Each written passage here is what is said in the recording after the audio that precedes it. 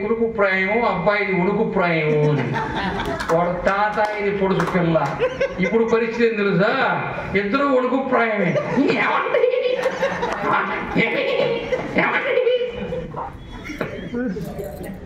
పెళ్లికి వచ్చిన వాళ్ళు బ్రేక్ డాన్స్ చేస్తున్నారేమో అనుకుంటున్నారు. కాదు, ముసిరోళ్ళు అయిపోయారు. అర్థమైందా?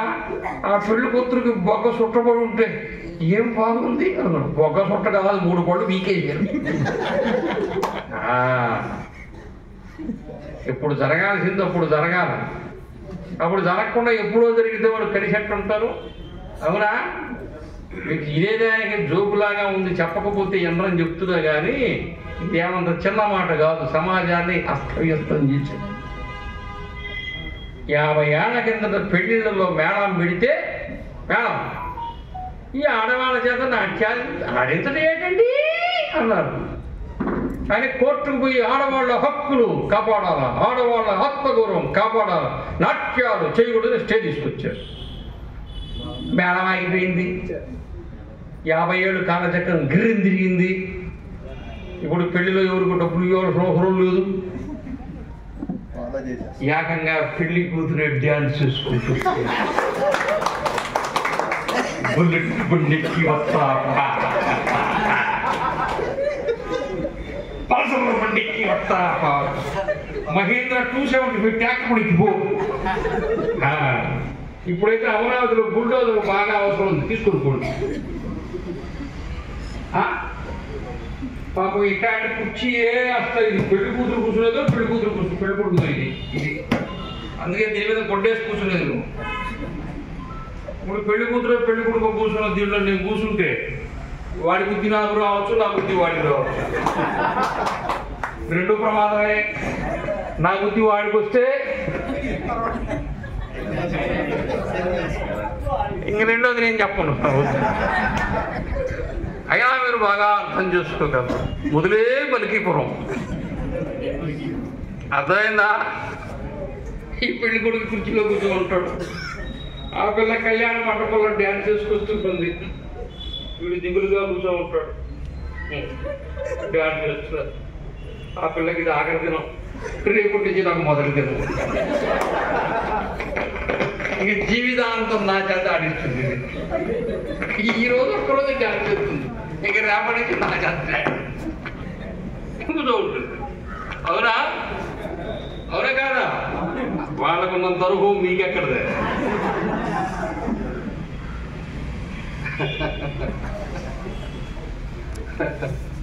అందువల్ల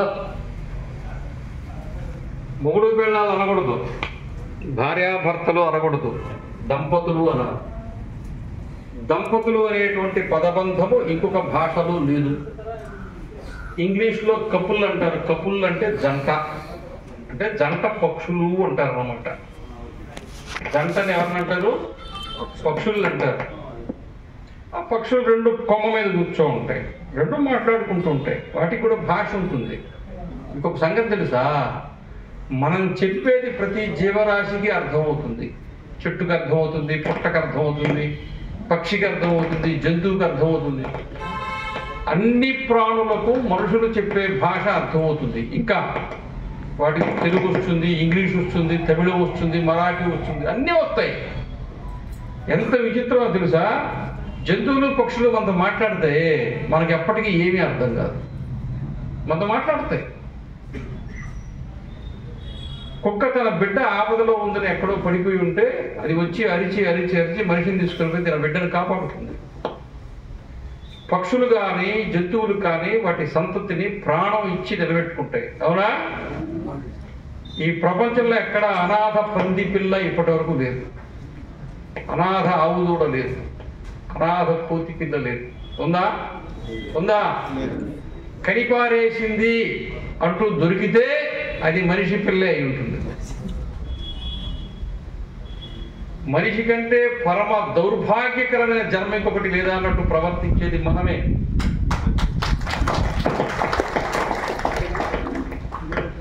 ఎందుకు చెప్పానో తెలుసా? ఈ దేవాలయం ఒక్కటే నిన్ను నిలబెట్టేది. ఇది తప్పితే నిన్ను నిలబెట్టేది భూమి మీద ఇంకొకటి లేదు. తెలుసా? ఎందుకో తెలుసా? ఆవు పుట్టిన తర్వాత ఆవు దూడ నేరుగా తన పొదుగులోకి పోయి పాలు తాగుతుంది, గేదె పొదుగులోకి పోయి పాలు తాగుతుంది, పంది పొదుగులోకి పోయి తాగుతుంది. క్షీరదములు పాలు తాగేటువంటి ప్రాణులు ఏమున్నాయో అవన్నీ కూడా వాళ్ళ తల్లి పొదుగులోకి పోయి వాటి పాలు వాటి ఆహారం తీసుకుంటాయి. అవునా? అవునా? నువ్వు నేను పుట్టాం కదా, పుట్టావా? ప్రపంచంలో 700 కోట్ల జనాభా ఉంది కదా, ఎవళ్ళైనా పుట్టిన తర్వాత వాళ్ళ అమ్మపారు వాళ్ళు నేరుగా తాగలరా? అయిపోయి నీ బతుకది. అర్థమైందా? మనిషి జీవితం ఎక్కడి నుంచి ప్రారంభమవుతుందంటే తల్లి గర్భంలో నుంచి భూమి మీదకి వచ్చిన వెంటనే చూచేది నీ తల్లి ముఖము కాదు, నీ తండ్రి ముఖము కాదు. అక్కడ ఉండేటువంటి ఆయా కానీ, డాక్టర్ కానీ, నర్సు కానీ, పూర్వకాలం అయితే మంత్రసాని. మేమంతా ఎటు పుట్టాం? మంత్రసాని. చాట పడితే చాటలో పడ్డాం. చాట, అవునా? అందుకని చాట కొనిపెట్టుకునేవాళ్ళు. చాకలి వాళ్ళు మంత్రసాంతనం చేస్తారు, కొన్ని దగ్గరలో చాకలి వాళ్ళు, కొన్ని దగ్గరలో మంగళి వాళ్ళు చేస్తారు. అందుకనే చాకలి ఆమెకు తల్లి చీరాని కొంటారు. ఆడపిల్లకు పెళ్లి కొనువు కుదిరిన తర్వాత అబ్బాయికి కావాల్సిన వస్త్రాలు, అమ్మాయికి కావాల్సిన వస్త్రాలు, ఈ ఎంకుడికి కావాల్సిన, ఈ పక్క కావాల్సిన, ఆ పక్క కావాల్సిన వస్త్రాలు కొనడానికి కంచి శారీసు, సిల్క్స్, అవి ఇవి 100 రూపాయలు చీర 1000 రూపాయలకు అమ్ముతుంటారే. ఇక్కడ 5 రూపాయలు వడ్డీకి తెచ్చి కొనుక్కుంటారే. అక్కడ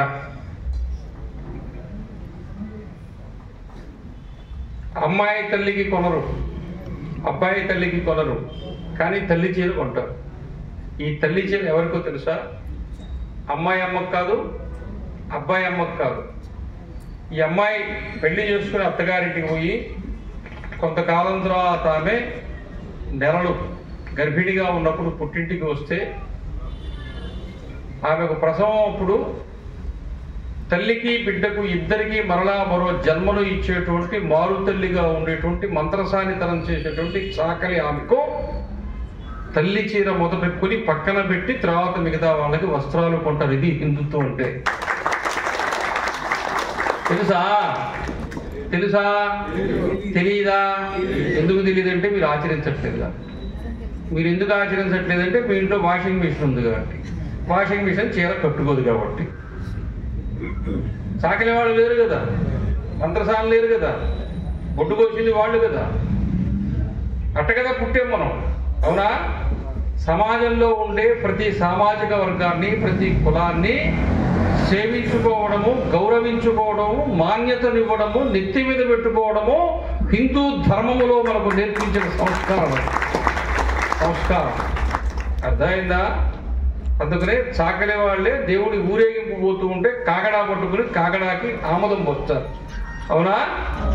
అలా కాగడా పట్టుకుని ఆమదం పోస్తారు కాబట్టి చాకలి వాళ్ళకు దేవాలయంలో మాన్యాలు ఇచ్చారు, నాయీ బ్రాహ్మణులకు ఇచ్చారు, జంగం వాళ్ళకి ఇచ్చారు, మానవాళ్ళకి ఇచ్చారు, మాదిగ వాళ్ళకి ఇచ్చారు, పూల మాలలు కట్టే వాళ్ళకి ఇచ్చారు, పూల తోటలో పూలు పండించే వాళ్ళకి ఇచ్చారు, ఢక్కా మోగించే వాళ్ళకి ఇచ్చారు, రథాన్ని అలంకరించే వాళ్ళకి ఇచ్చారు, రథం మోకులు తయారు చేసిన వాళ్ళకి ఇచ్చారు, రథం కింద చొప్పలు పెట్టి రథము చక్కగా పోవాలన్నా అటు ఇటు తిరగాలన్నా దాన్ని నడిపే వాళ్ళకి ఎన్ని రకాల పనులు దేవాలయంలో కల్పించారో అన్ని కులాల వాళ్ళకి దేవాలయంలో మాన్యం ఇచ్చి దేవుడికి సేవ చేసుకుంటూ దేవుడి పట్ల కృతజ్ఞతాభావము కలిగి నీ మతాన్ని నువ్వు ఆచరించుకో అనే ఒక వ్యవస్థను ఏర్పాటు చేసి సనాతన వైదిక హిందూ ధర్మాన్ని ఆచరింప చేసి నిలబెట్టి కాపాడి రక్షించే వ్యవస్థగా దేవాలయాన్ని నిలబెట్టారు.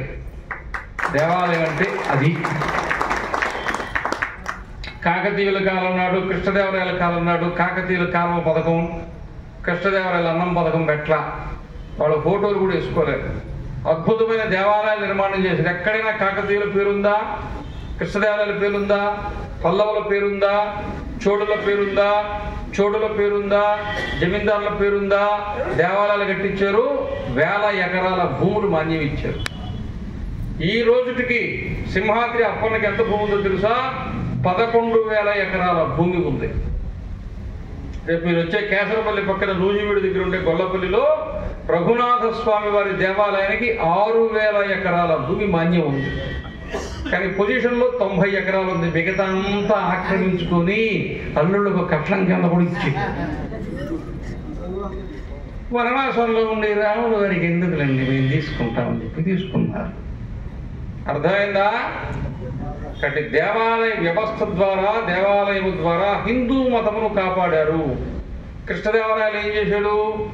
హిందూ మతం కాపాడడం కొరకు యుద్ధం చేశాడు. శివాజీ ఏం చేశాడు? హిందూ మతం కోసమే. రాణా ప్రతాప్ ఏం చేశాడు? హిందూ మతం కోసమే. గురు గోవింద్ సింగ్ దేనికోసం? హిందూ మతం కోసమే. ఈ దేశంలో ముస్లింలతో యుద్ధం చేసింది వాళ్ళ అధికారం కోసం కాదు. ఈ హిందూ మతాన్ని, హిందూ జాతిని, హిందూ దేశాన్ని శాశ్వతంగా నిలబెట్టడం కోసం పురుషులు, పరమ పురుషులు, వీర పురుషులు, పరాక్రమవంతులు పుట్టి యుద్ధాలు చేసి నిలబెట్టారు. మనం చరిత్ర చదవం, పురాణం అక్కర్లేదు, చరిత్ర అక్కర్లేదు. మనకేం కావాలా? చిన్న బొచ్చకు శ్రీరామ రక్ష, భారతదేశమా గంగలో గెలిచిపో. ఎక్కడి నుంచి వచ్చింది ఇది? ఎప్పటి నుంచి వచ్చింది ఇది? అందువల్ల యువకులు 12 సంవత్సరాల 13 సంవత్సరాల వయసులో ఉండే యువకులు ఉరికంబాలకెక్కిన జాతి ఇది.